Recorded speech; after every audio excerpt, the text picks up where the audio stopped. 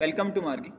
UPSC men's 2021 त्यामधला general studies paper 1 त्याचे आपण क्वेश्चन डिस्कस करतोय. क्वेश्चन नंबर 15 आहे. या व्हिडिओमध्ये आपण क्वेश्चन नंबर 15 डिस्कस करणार आहोत. How do the melting of Arctic ice and glaciers of Antarctic differently affect the weather patterns and human activities on the earth. Explain. असा जो पूर्ण प्रश्न आहे 15 मार्काला विचारला होता. 250 शब्दामध्ये लिहायचं होतं. What is expected from this question. एक स्पेसिफिक आयडिया की काय इम्पॅक्ट होतं मेल्टिंग ऑफ आर्क्टिक आइस त्या वेदर पॅटर्न्सवरती आणि ह्युमन ॲक्टिव्हिटीवरती. आणि सेम पॅटर्न आपल्याला मग अंटार्क्टिकसाठी पण अप्लाय करायचं आहे की ग्लेशियर्स ऑफ अंटार्क्टिक त्याचा इम्पॅक्ट वेदर पॅटर्न्सवरती आणि इम्पॅक्ट ह्युमन ॲक्टिव्हिटीजवरती. काही महत्त्वाच्या गोष्टी ज्या इथे आल्या पाहिजे अशा की मॅप्स ऑफ आर्क्टिक रिजन आणि अंटार्क्टिक रिजन तिथे ड्रॉ करावे लागतील. काही जॉग्राफिकल टर्मिनॉलॉजीज लागतील रिलेटेड टू वेदर पॅटर्न्स आणि सोशल ॲस्पेक्ट तिथे आपल्याला रिप्रेझेंट करावं लागेल. Since they are asking you about human activities, so social aspect of geography या रिजन्समधला आपल्याला तिथे मेन्शन करावं लागेल. So melting of Arctic ice impact on whether patterns आपल्याला काय म्हणता येईल की एक पोलार वोर्टेक्स ब्रेक होतात, जे एक अमेरिकेमध्ये जे झालेलं होतं. अमेरिकेपर्यंत मग शिकागोपर्यंत पूर्ण त्या कोल्ड वेंट झालेल्या होत्या. So breaking of polar vortex तो एक इम्पॅक्ट आहे. Rise of extreme weather events in that mid latitude तो एक इम्पॅक्ट आहे. इक्वेटोरियल रिजनमध्ये जे ट्रेड विंड्स ब्लो होत आहेत ते इंटेन्सिफाय होत आहेत आणि त्यामुळे कुठे ना कुठे एक्स्ट्रा ट्रॉपिकल सायक्लॉन्स वीक होत आहेत. तो एक इम्पॅक्ट आपल्याला तिथे लिहिता येईल. आणि ओव्हरऑल पूर्ण जगाचं हीट बॅलन्स डिस्टर्ब होत आहे आणि त्यामुळे काही इव्हेंट्स जे आहेत एल निनो आहे किंवा ला लीना आहे अशा इव्हेंट्सवरती पण त्याचा इम्पॅक्ट होतो.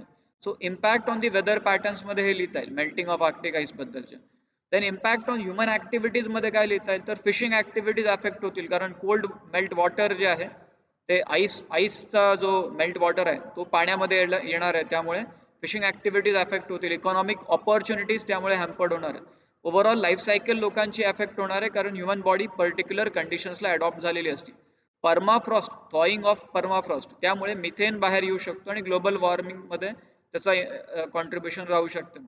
दुसरी बाजू काय आहे तर मेल्टिंग ऑफ आईस त्यामुळे ट्रेड रूट ओपन होतील आणि टाइम आणि कॉस्ट लोकांचं वाचू शकेल. ही एक दुसरी बाजू आहे त्यामधली.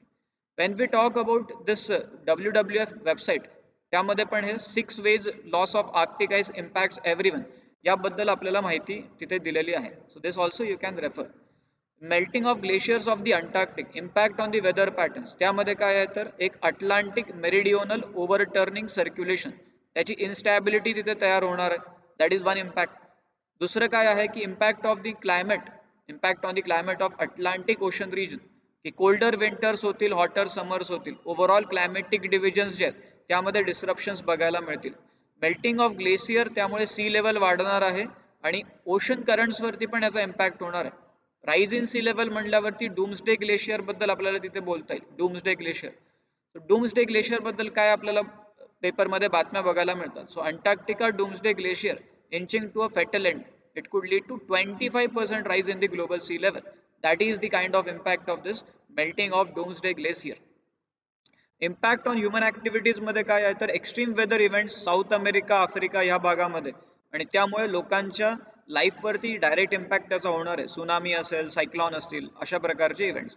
After that melting of glacier impact on research activities in Antarctica, जसं आपलं भारतीय रिसर्च स्टेशन आहे तिथेही काम करण्यामध्ये इम्पॅक्ट होणार आहे. टायडल ॲक्टिव्हिटीज जर वाढत असतील तर कोस्टल एरियामध्ये राहणाऱ्या लोकांचे लिव्हलीहूड तिथे इम्पॅक्ट होणार आहे. So this can be impact return related to human activities. Conclusion मध्ये काय लिहिता येईल आपल्याला इन कन्क्लुजन.